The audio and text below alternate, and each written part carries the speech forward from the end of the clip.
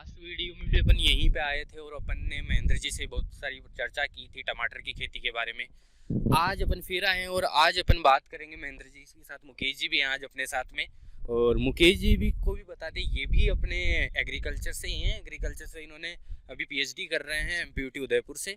ये जॉबनेर से कर रहे थे, मेनली जो रारी है दुर्गापुरा का, वहीं से अपने लास्ट वीडियो में इनसे इंट्रोड्यूस करवा दिया था। आज अपन उनके से भी चर्चा करेंगे, महेंद्र जी के साथ साथ मुकेश जी से भी चर्चा करेंगे, दोनों भाई हैं। तो आज अपन मेनली जो बात करेंगे वो मिर्ची की खेती के बारे में बात करेंगे। कैसे मिर्ची की खेती की जाती है, कैसे उसमें उत्पादन को बढ़ाया जाता है, इसी के बारे में बात करेंगे। तो सबसे पहले अपन स्टार्ट करते हैं कि इनकी जो सोइंग की थी, इनकी बुआई की गई थी, वो कब की गई थी, कौन सी विधि से इनकी बुआई की थी, तो जानते हैं अब। नमस्कार साथियों, जैसे कि आप जो फील्ड देख पा रहे हैं, इस फील्ड में हमने जो दुर्गा वैरायटी आती है प्राइम सीड्स की, वो वैरायटी हमने काम में ली थी। और इस वैरायटी को लगाने से पहले हमने 1 महीने पहले फील्ड को जो सड़ी गोबर की खाद डालकर और पूरी बुआई जुताई करके तैयार कर लिया। और जब इसकी नर्सरी तैयार हो गई, हमने इसकी नर्सरी 1 दिसंबर को लगाई थी और 10 जनवरी को इसकी ट्रांसप्लांटिंग की थी। तो उससे पहले जैसे कि आपको टमाटर की जो खेती की पिछली वीडियो में हमें बताया आपको कि इसमें मल्चिंग और ड्रिप का प्रयोग किया था, वो सेम प्रोसेस इसमें भी काम में ली गई है। और इसकी जो पहली तोड़ाई है हमने स्टार्ट की थी 15 मार्च को। तो इन्होंने बताया कि इसकी जो बुआई की गई थी, बेसिकली इसकी नर्सरी विधि से इन्होंने बुआई की थी। पहले नर्सरी तैयार की थी, 1 दिसंबर को इन्होंने बुआई की थी नर्सरी की। और जो पहली तुड़ाई की थी इन्होंने ये की थी 15 मार्च को। और इससे पहले इन्होंने जो मेन खेत में आपने लगाया था वो लगभग 10 मार्च के आसपास, 10 जनवरी के आसपास लगाया आपने। तो इनके अंदर कौन कौन से रोग आते हैं, मेनली कौन कौन से पोषक तत्व प्रयोग में लाते हैं, ये अपन मुकेश जी से जानते हैं। तो मुकेश जी आप बताइए थोड़ा इनके बारे में। नमस्कार साथियों, इसमें पोषक तत्वों की हम बात करें मिर्च की फसल में, तो सबसे पहले हमारा सबसे जो महत्वपूर्ण होता है वो है गोबर की खाद, जिसे FIM जिसको हम बोलते हैं। गोबर की खाद का सबसे बड़ा फायदा ये होता है कि ये जमीन की जो रंध्रावकाश है उसको बढ़ा देता है और जो जल धारण क्षमता है वो भी इसकी बढ़ जाती है। और इसमें जो पोषक तत्व हैं वो मेनली नाइट्रोजन, फास्फोरस और पोटेशियम के साथ साथ सभी जो माइक्रो न्यूट्रिएंट्स हैं वो भी इसमें अवेलेबल होते हैं। वो कम मात्रा में होते हैं लेकिन सारे पोषक तत्व इसमें अवेलेबल होते हैं। दूसरी हम बात करें इसकी पोषक तत्वों की, तो बुआई के बाद में, बुआई के समय भी हम जो केमिकल फर्टिलाइजर है नाइट्रोजन, फास्फोरस और पोटेशियम यूज करते हैं। उसके बाद में जैसे ही फसल हमारी 1 महीने की होती है तो हम जो 19 जो नाइट्रोजन, फास्फोरस और पोटेशियम होता है उसका हम यूज इसमें करते हैं। वो 1 किलो पर बीघा के हिसाब से अपन ड्रिप इरिगेशन के थ्रू इसमें उपलब्ध करवाते हैं फसल को। उसके बाद में हम उसके महीने भर बाद में उसमें जो फास्फोरस की मात्रा है वो ज़्यादा ज़रूरत होती है और उसके साथ पोटेशियम भी हम अवेलेबल इसमें करवाते हैं। तो उसके लिए 5234 है जो हमारा एक न्यूट्रिएंट अवेलेबल है मार्केट में, तो हम उसके थ्रू हम फास्फोरस और पोटेशियम इसमें अवेलेबल करवाते हैं। उसके अलावा जो माइक्रो न्यूट्रिएंट्स का रोल होता है वो सबसे महत्वपूर्ण इसमें फसल में होता है। तो माइक्रो न्यूट्रिएंट में सबसे इम्पोर्टेंट जो आता है वो बोरोन है। बोरोन क्या होता है कि जो इसमें फसल में जो फल बनते हैं उसके लिए सबसे ज़्यादा ज़रूरी होता है, क्योंकि बोरोन की जब पौधे में कमी होगी तो फल पौधे से झड़ जाएगा सूख करके, वो फल में परिवर्तित नहीं हो पाएगा। तो पुष्पन की जो प्रोसेस है उसमें जो बोरोन है इसका रोल बहुत ही ज़्यादा इम्पोर्टेंट है। और उसके अलावा हम बात करें पोषक तत्वों में, इसकी फसल की जो फल साइज है आप ये देख सकते हैं, जो ये फल छोटे हैं इसमें हम लोग कैल्शियम नाइट्रेट का हम लोग यूज करेंगे, जैसा कि हम टमाटर में भी यूज करते हैं, इसमें हम यूज करेंगे कैल्शियम नाइट्रेट उसमें। तो ये इसका जो फल की साइज है उसको बढ़ाने का ये काम करेगा कैल्शियम नाइट्रेट, जो कि 2 से 2.5 किलो पर बीघा के हिसाब से हम यूज करते हैं। और इसकी बार बार हमें एप्लीकेशन करने की जरूरत होती है, क्योंकि मिर्च की एक ऐसी फसल है जो कि बहुत लंबे समय के लिए, जैसे हमें 3 से 4 महीने के लिए उत्पादन लगातार देती है।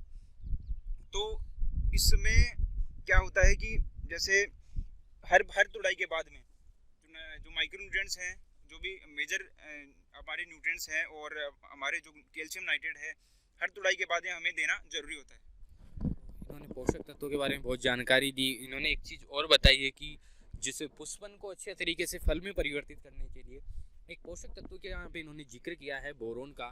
तो बोरोन एक महत्वपूर्ण पोषक तत्व हो गया आपकी दृष्टि से पुष्पन को फल में परिवर्तित करने के लिए, परिवर्तन करने के लिए।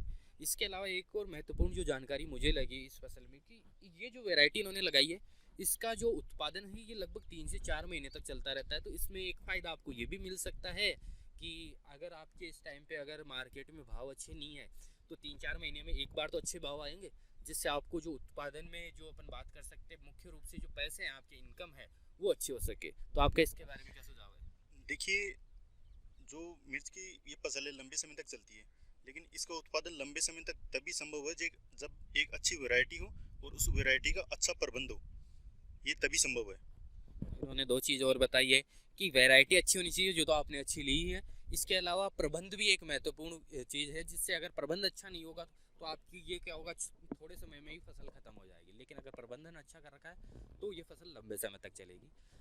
तो अब अपन मुकेश जी से कुछ जानना चाहेंगे, इसमें कौन कौन से रोग लगते हैं, उन रोगों के रोकथाम के लिए क्या प्रयोग में लाते हैं, उनके बारे में थोड़ी जानकारी दीजिए। देखिए, इसमें प्रमुख रोगों की हम बात करें तो जो मिर्च की फसल में जो बीमारियां हैं वो इसके ट्रांसप्लांटिंग के बाद में ही स्टार्ट हो जाती हैं, या फिर हम नर्सरी करते हैं तो नर्सरी में भी जो मुख्य समस्या आती है वो इसमें यह आती है कि पौधा जो है ज़मीन के पास से, जहाँ ज़मीन के टच में तना होता है पौधे का, मिर्च के पौधे का, तो वहाँ से वो सड़ के नीचे गिर जाता है। तो ये जो बीमारी होती है मेनली फंगस के थ्रू होती है। उस टाइम पे हम क्या करेंगे, इसमें फंजीसाइड का ट्रीटमेंट करेंगे तो उसके थ्रू हम इसको कंट्रोल कर सकते हैं। इसके अलावा हम जो ज़्यादा पानी की मात्रा है उसको रोक करके भी इसका जो है कंट्रोल हम कर सकते हैं। और दूसरी जो प्रमुख बीमारी आती है इसमें वायरस की, इसमें मिर्च में जो वायरस का जो ट्रांसमिशन या एक पौधे से दूसरे पौधे में जो फैलता है वो थ्रिप्स के थ्रू फैलता है। तो इसका कंट्रोल हम कोई भी इंसेक्टिसाइड है उसका उपयोग करके हम लोग कर सकते हैं। और इसके अलावा मिर्च में जो झुलसा है, झुलसे का भी कोई भी फंजीसाइड हम यूज करके उसका झुलसे का नियंत्रण आसानी से किया जा सकता है। तो इन्होंने बीमारियों के बारे में बहुत जानकारी दी है। तो अब अपन जानेंगे, यहाँ पे देखो भी तुड़ाई भी चल रही है उधर की तरफ, तो ये मिर्च तुड़ाई कर रहे हैं अभी। और मिर्च तुड़ाई में अपन जानेंगे कि एक बेड से औसतन कितनी उपज प्राप्त होती है इनको। और ये आपके लगभग 2 बीघा के आसपास कच्ची है, तो इसमें 2 बीघा में आपको लगभग कितनी उपज प्राप्त होगी, तो इसके बारे में लगभग आप कुछ बताइए, आइडिया दीजिए। देखिए, एक बेड की लंबाई 50 मीटर के आसपास है और हमें एक बेड से अभी 2 कुंटल के आसपास मिर्च प्राप्त हो रही है। और इस 2 बीघे कच्चे फील्ड के अंदर 30 बेड हैं, तो हमें अभी औसतन 55 से 60 कुंटल तक उपज प्राप्त हो रही है। अगर आपका अच्छा प्रबंध रहेगा तो ये उपज आप कंटिन्यू बरकरार रख सकते हो। तो देखा अपन ने, जाना कि इनकी जो उपज मिल रही है ये बहुत अच्छी उपज है। साधारणतः अपन देखते थे उतनी उपज नहीं मिल पाती, इनको मिल रही है। इनके प्रबंध के ऊपर और जो वैरायटी लगाते हुए इन सब के ऊपर निर्भर करता है। तो यहाँ पे इनसे अपन ने जाना है कि आपकी ये जो उपज है ये दूसरी तुड़ाई कर रही है, उस दूसरी तुड़ाई की है। जैसे जैसे बढ़ता जाएगा, पहले तुड़ाई में थोड़ी कम थी, जैसे जैसे बढ़ता जाएगा उपज बढ़ती चली जाएगी। लेकिन अपन बात करेंगे ये लगभग 4 महीने के अंदर 10 तुड़ाई के आसपास करते हैं, तो इनको अच्छा उत्पादन मिल जाता है। तो देखो अपन ने बहुत सारी चीज़ें, बहुत सारी जानकारी इनसे यहाँ से हासिल की है। और इन सभी जानकारियों के आधार पर अपन एक चीज़ बोल सकते हैं कि ये जो मिर्च की खेती है ये किसानों के लिए एक वरदान साबित हो सकती है अगर अच्छा प्रबंधन और अच्छी वैरायटी का प्रयोग करते हैं। इस प्रकार अगर अपन देखते हैं कि ये देखो लंबे समय तक भी चल रही थी, जिससे अगर फार्मर को, किसान को क्या है कि अगर अभी भाव अच्छे नहीं मिल रहे हैं तो 4 महीने के अंदर कम से कम कुछ समय तो ऐसा निकलेगा जिसमें भाव अच्छे मिलेंगे। इसलिए किसान के लिए एक वरदान साबित हो सकता है। आपको इस फील्ड का व्यू भी मिल जाएगा, अभी दिखा देंगे आपको फील्ड कैसा दिख रहा है, कितना उपज है, किस प्रकार है। आपको ये दिखाई दिया है कि जो भी है तुड़ाई चल रही है। और एक जगह से यहाँ पे अपन बात करते हैं कि यहाँ पे देखो बहुत समय हो गया इनको वहाँ से तुड़ाई करते हुए, आगे नहीं आ पा रहे हैं। कारण यही है कि जो उपज है वो अच्छी है, इसी वजह से क्या हो रहा है कि एक ही जगह में बहुत ज़्यादा समय लग रहा है। आज के वीडियो को अपन यहीं पे समाप्त करते हैं। इसी के साथ साथ आपको एक संदेश भी मिल रहा है कि अगर आप एग्रीकल्चर से ग्रेजुएट हो तो इसका मतलब ये नहीं है कि आप बेरोजगार हो। आप अपने खेत पे, अपने पास में बहुत कम जगह है, तो उस कम जगह को भी कैसे अच्छे तरीके से प्रबंध करके एक अच्छा उत्पादन का स्रोत बना सकते हो। जरूरी नहीं है कि आप जॉब लगो, प्राइवेट कंपनी में जाओ, वहाँ पे 40,000 रुपये आपको मिलेंगे। लेकिन यहाँ पे औसतन अपन बात करते हैं तो यहाँ पे आप उससे बहुत ज़्यादा उत्पादन ले सकते हो, बहुत ज़्यादा इनकम ले सकते हो।